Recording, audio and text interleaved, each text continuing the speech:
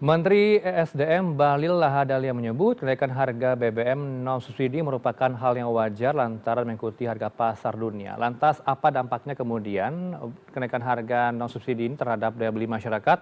Untuk membahasnya bergabung dari luar studio dengan Muhammad Putra Hutama, tenaga ahli utama KSP dan Fikri Permana ekonom senior KB Valburi Sekuritas. Selamat sore Bapak-bapak. Assalamualaikum. Mas Tama, Bang Fikri.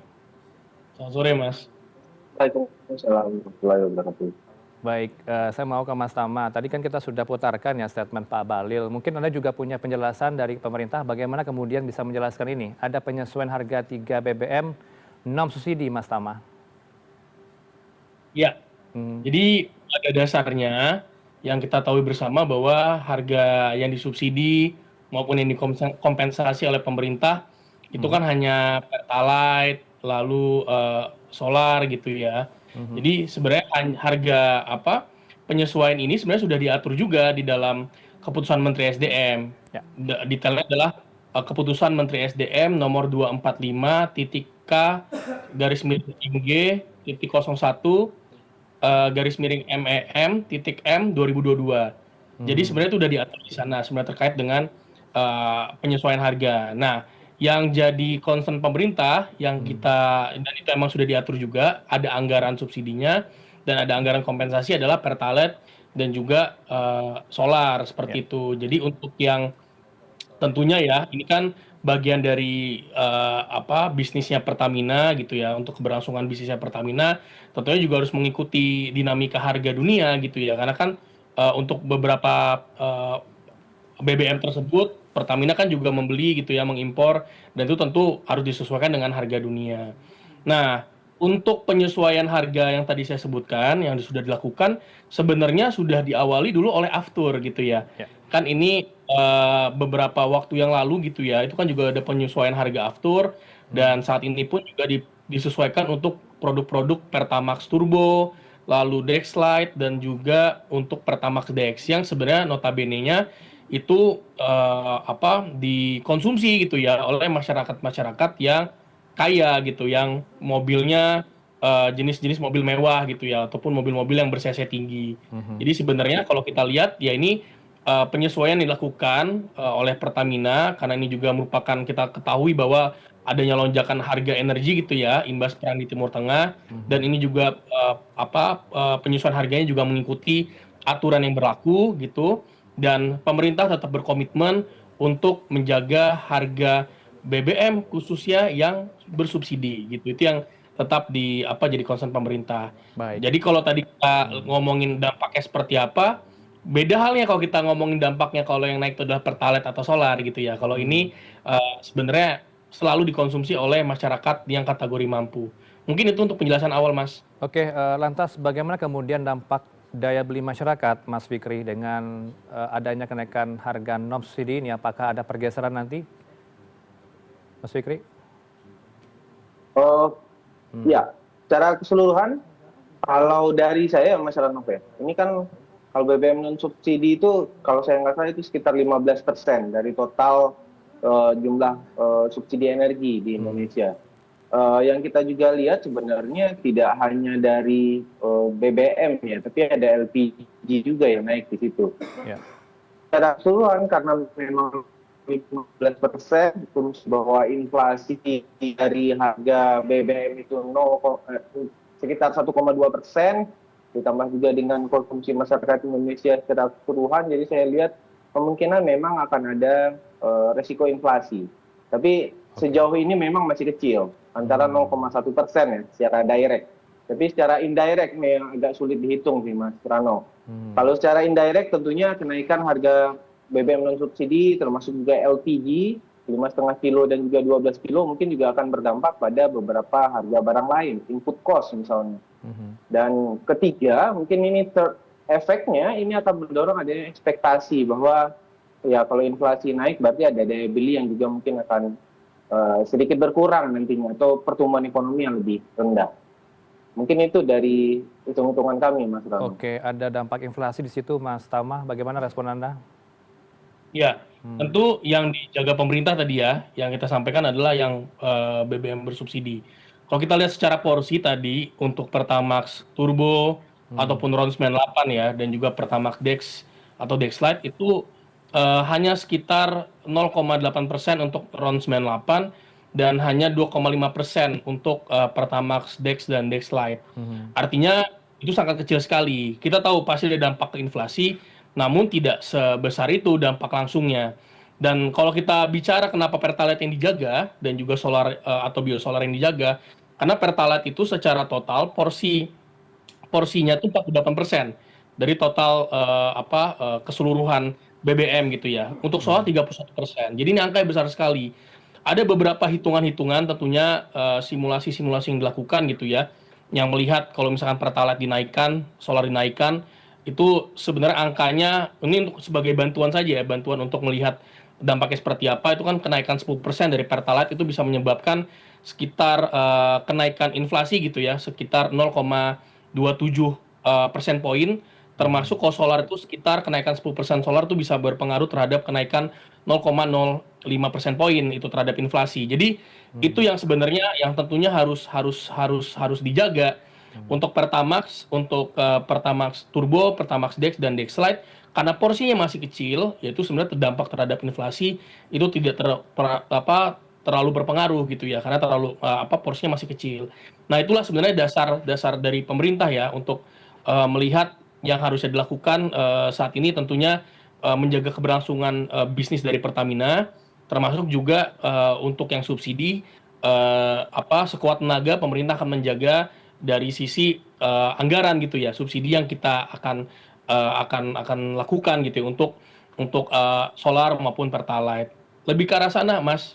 Lantas bagaimana kemudian pengawasan distribusi BBM subsidi, Mas Tama, agar tidak banyak yang juga memanfaatkan ini, keluarga yang mampu ini juga bisa mampu membeli subsidi? Apakah ada Ya, pengawasan di situ? tentunya ya tentunya kita tahu bersama bahwa mekanisme di Pertamina ya, itu kan sebenarnya sudah ada namanya My Pertamina. Oke. Mungkin lebih detail yang bisa menyampaikan adalah Pertamina. Sebenarnya juga salah satu tools untuk melakukan pengawasan, karena sepengetahuan kami yang bisa melakukan pembelian adalah yang terdaftar seperti itu. Dan juga untuk beberapa ada pembatasan juga ya, bukan pembatasan lah, lebih ke arah 1 hari itu hanya boleh untuk 50 liter per mobil, kalau saya tidak salah. Untuk yang solar ataupun yang untuk truk itu sampai 200 liter. Nah, itu juga sebenarnya bentuk dari pengawasan gitu ya, agar ini tidak ada kebocoran.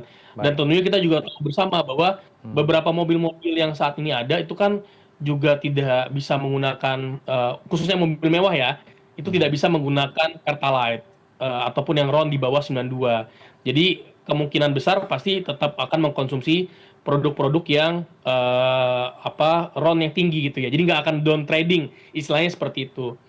Jadi kami melihatnya seperti itu, Mas. Tentunya yang harus dijaga adalah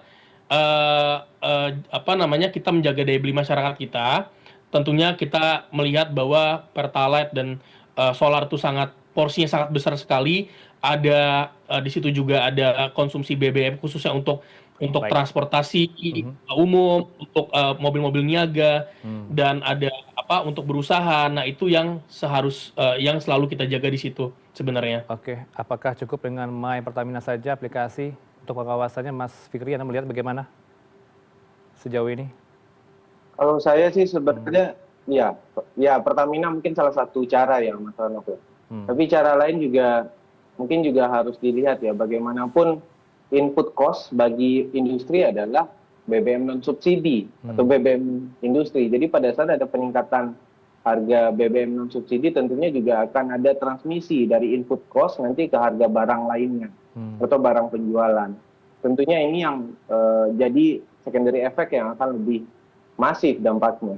Di samping itu juga ekspektasi. Saya pikir mungkin ini yang akan jadi catatan utama ya. Akan sulit untuk mengekspektasikan bahwa atau menjaga ekspektasi inflasi orang pada saat memang ada salah satu barang, khususnya administer price, terlepas itu subsidi ataupun non subsidi, yang mengalami kenaikan. Nah, ini yang juga perlu dijaga pada saat ada lapangan kerja yang saat ini jadi PR utama bagi kita. Jadi catatan utamanya saya pikir tidak hanya harga, tapi juga ada ekspektasi orang ke depan. Bagaimana barang lain juga tidak mengikuti hal tersebut, bagaimana juga transmisinya juga jadi positif bagi kebijakan fiskal. Karena di sana juga ada kekhawatiran di mana jika BBM non subsidi ini tidak dinaikkan, mungkin ini akan membuat kondisi fiskal kita.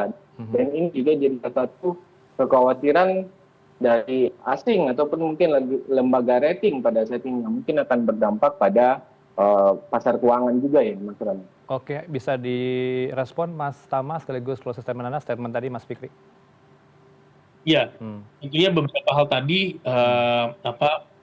tentunya akan diantisipasi seperti itu. Oke. Dan salah satu yang dijaga juga tadi ya, kita kan dihadapkan juga tadi saya sampaikan bahwa Pertamina juga harus menjalankan bisnisnya gitu ya. Itu yang juga harus tetap dijaga. Di satu sisi kita harus menjaga juga agar inflasi terkendali, termasuk daya beli masyarakat itu juga terjaga. Nah, inilah kombinasi-kombinasi ini yang harus dijaga gitu ya. Karena bukan artinya semuanya harus ideal gitu ya. Itu kan akan sulit sekali. Pilihan-pilihan kebijakan lah yang akan menentukan gitu ya. Mana yang kira-kira benefit yang paling besar gitu ya akan kita dapatkan, ataupun cost yang serendah-rendahnya kita bisa dapatkan seperti itu. Dan tentunya untuk industri termasuk juga transportasi gitu ya. Untuk transportasi kok kita tadi saya sampaikan bahwa transportasi untuk logistik gitu ya, truk itu kan sebenarnya selama ini menggunakan biosolar. Dan itu harganya masih terjaga. Tentu yang tadi sampaikan Mas Fikri adalah khususnya industri-industri yang power plant-nya menggunakan diesel gitu ya. Yang menggunakan solar itu tentu akan berdampak. Namun demikian kita juga harus melihat bahwa ini pun sebenarnya juga mengikuti harga pasar gitu ya. Kita tentu juga terus berharap bahwa konflik ada gitu ya, seiring juga nantinya harga minyak juga akan menurun gitu. Yang perlu harus dipastikan sama pemerintah saat ini, konsep pemerintah saat ini adalah menjaga daya beli masyarakat dan juga inflasi yang terkendali. Seperti itu, Mas. Penegasan saja terakhir, berarti ada potensi turun ya harga non subsidi seiring dengan eskalasi yang terjadi di konflik Timur Tengah? Jika nanti menurun eskalasinya, harga BBM non subsidi juga akan turun? Ya, betul dong, pasti. Itu kan ini kenaikan harga juga karena mengikuti harga minyak dunia. Kita harus tahu juga bersama bahwa harga minyak ini kan didapatkan juga dari importasi salah satunya gitu ya. Sekitar 60% kita mendapatkan dari impor. Sekarang ada permasalahan karena 20% salah satunya stok kita tuh berasal dari Timur Tengah. Harga juga naik, yang sebelumnya harganya sekitar $67-68 per barel gitu ya. Sekarang harga Brent sempat menyentuh titik 116 meskipun turun kembali lalu sekitaran 90 sampai 100. Jadi tentunya itu akan menyesuaikan, Mas. Baik, semoga ini tidak menjadi pro kontra dengan masyarakat, karena banyak juga yang berteriak-teriak di media sosial dengan kenaikan harga non subsidi ini, karena yang menjadi konsumennya banyak juga dari non subsidi ini, Mas Tama, tidak hanya di kalangan yang mampu tapi juga dari industri. Terima kasih untuk waktu yang berdua, Bapak-Bapak. Muhammad Putra Hutama, tenaga ahli utama KSP, dan juga Fikri Permana, ekonom senior KB Valbury Sekuritas. Selamat sore, Assalamualaikum. Waalaikumsalam, selamat sore, terima kasih.